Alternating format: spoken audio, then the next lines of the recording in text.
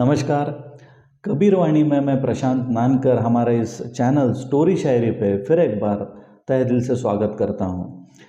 आज के जो हम दोहे कबीर जी के लेने वाले हैं उसमें जो पहला दोहा है वो है, बुरा जो देखन मैं चला बुरा न मिला कोय। बुरा जो देखन मैं चला बुरा न मिला कोय, जो दिल खोजा आपना मुझसे बुरा न कोय। इसका अर्थ यह है कि जब मैं इस संसार में बुराई खोजने के लिए निकला तो मुझे कोई बुरा नहीं मिला, लेकिन जब मैंने अपने आप में झांक कर देखा तो मैंने पाया कि शायद मुझसे बुरा कोई नहीं है। जो दिल खोजा आपना मुझसे बुरा न कोय। अगला जो दोहा है वो है, पोथी पढ़ी पढ़ी जग मुआ। पोथी पढ़ी पढ़ी जग मुआ, पंडित भया न कोय। ढाई आखर प्रेम का पढ़े सो पंडित होए। इसका अर्थ यह है कि बड़ी बड़ी पुस्तकें पढ़कर संसार में कितने ही लोग मृत्यु के द्वार पहुंच गए हैं, लेकिन उसमें से बहुत कम है जो विद्वान हो सके हैं। कबीर जी मानते हैं कि अगर कोई ये ढाई अक्षर जो प्रेम के हैं उसे अच्छी तरह से पढ़ लें, उसे अच्छी तरह से समझ लें, उन्हें ऐसा लगता है कि वही सच्चा ज्ञानी इस संसार में है। अगला जो दोहा है वो है, साधु ऐसा चाहिए जैसा सूप सुभाए। सार सार को गही रहे थोथा देई उड़ाए। कबीर जी कहते हैं कि संसार में सही माने में सज्जनों की ज़रूरत है, और ऐसे सज्जन जो अनाज साफ करने वाले जो सूप रहते हैं उस सूप के जैसे हो, जो सार्थक को बचा लें और निरर्थक जो है उसे हटा लें। साधु ऐसा चाहिए जैसा सूप सुभाए, सार सार को गही रहे थोथा देई उड़ाए। बहुत बढ़िया ये दोहे कबीर जी के। अगला जो कबीर जी का दोहा है वो है, धीरे धीरे रे मना धीरे सब कुछ होए। धीरे धीरे रे मना धीरे सब कुछ होए। माली सींचे 100 घड़ा ऋतु आए फल होए। इसका जो अर्थ है वो है कि वो मन को समझा रहे हैं कि धीरज रखने से सब कुछ होता है।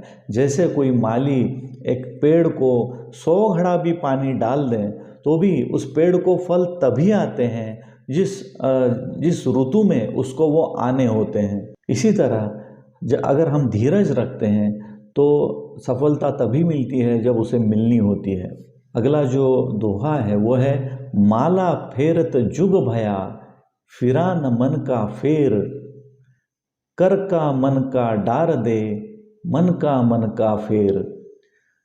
इसका अर्थ यह है कि कोई व्यक्ति लंबे समय तक हाथ में मोती की माला लेकर उसे घुमाते बैठता है और उसके मन का अगर भाव नहीं बदलता है, उसके मन की हलचल जो है वो शांत नहीं होती है, तो कबीर जी की ऐसे व्यक्ति को एक सलाह है कि ये माला को फेरना तुम छोड़ दो और अपने मन की जो माला है, उसके मन के जो मोती है, उन मोतियों को फेरना सीखो। मतलब जो मन में बुरे विचार आते हैं उसे अलग करके अच्छे विचारों को अलग करना सीखो।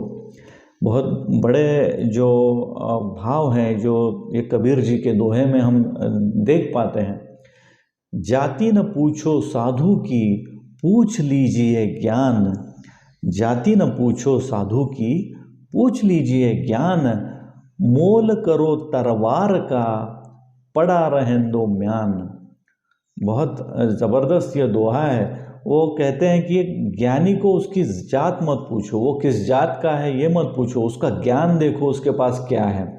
जैसे तलवार का जो मूल्य है वो मूल्य तलवार का है, वो जो मैन में तलवार रखते हैं उस मैन का कोई मूल्य नहीं है। उसी तरह एक ज्ञानी जो है उसका मूल्य उसकी बुद्धि में है, उसके ज्ञान में है। वो कौन से जाति को बिलोंग करता है उसका कोई मूल्य नहीं है। अगला जो दोहा है वो है, दोष पराए देखी करी चला हसंत हसंत। दोष पराए देखी करी चला हसत हसत, अपने याद न आवई जिसका अदीन अंत। अपने याद न आवई जिनका अदीन अंत। कबीर जी कहते हैं कि मनुष्य का स्वभाव है जो दूसरों के दोष देके जब हंसता है तो उसे अपने दोष याद नहीं आते हैं, और वो उसके अपने दोष इतने ज़्यादा होते हैं कि उसका ना कोई आदि होता है ना अंत होता है। There is no start and there is no end. इतने बड़े उसके जो दोष होते हैं वो छोड़कर वो दूसरों के दोष पे हंसता है। अगला जो दोहा है वो है, जिन खोजा तिन पाइया गहरे पानी बैठ। जिन खोजा तिन पाइया गहरे पानी बैठ, मैं बपूरा बुड़न डरा रहा किनारे बैठ। फिर एक बार एक बहुत गहराई कबीर जी के इस दोहे में है। वो इतने 500-600 साल के बाद भी आज भी उतनी ही लागू है आज की सिचुएशन को। जो प्रयत्न करते हैं वो कुछ ना कुछ तो पा ही लेते हैं। जैसा कोई मेहनत करने वाला गोताखोर गहरे पानी में डूबने की जब हिम्मत रखता है तो वो कुछ ना कुछ अंदर से लेके आता है। लेकिन कबीर जी को लगता है कुछ बेचारे ऐसे होते हैं कि जो डूबने के डर से किनारे बैठे रहते हैं और उनके हाथ में जीवन के अंत में कुछ नहीं लगता है। जिन खोजा तिन पाइया गहरे पानी बैठ, मैं बपूरा बुड़न डरा रहा किनारे बैठ। मैं बेचारा डूबने से डरता हूँ तो मैं किनारे बैठे रहता हूँ, मेरे हाथ में कुछ नहीं आता है। अगला जो दोहा है वो है, बोली एक अनमोल है जो कोई बोले जानी। बोली एक अनमोल है जो कोई बोले जानी, हिये तराजू तौली के तब मुख बाहर आनी। यदि कोई सही तरीके से बोलना जानता है तो उसे पता है कि वाणी का मूल्य क्या है। वाणी एक अमूल्य रत्न है, ये वो जानता है। इसलिए वो हृदय के तराजू में तौल कर ही एक एक शब्द मुंह से निकालता है। बोली एक अनमोल है जो कोई बोले जानी, ये तराजू तौली के तब मुख बाहर आनी। अगला जो दोहा है वो है, अति का भला न बोलना अति की भली न चूप। अति का भला न बोलना अति की भली न चूप, अति का भला न बरसना अति की भली न धूप। ये जो दोहा है इसका भावार्थ यह है कि ज़्यादा बोलना भी ठीक नहीं है और ज़रूरत से ज़्यादा चुप रहना भी ठीक नहीं है। जैसे बहुत ज़्यादा वर्षा भी अच्छी नहीं है, बहुत ज़्यादा बारिश भी अच्छी नहीं है, उसी तरह बहुत ज़्यादा धूप भी अच्छी नहीं है। अति का भला न बोलना अति की भली न चूप, अति का भला न बरसना अति की भली न धूप।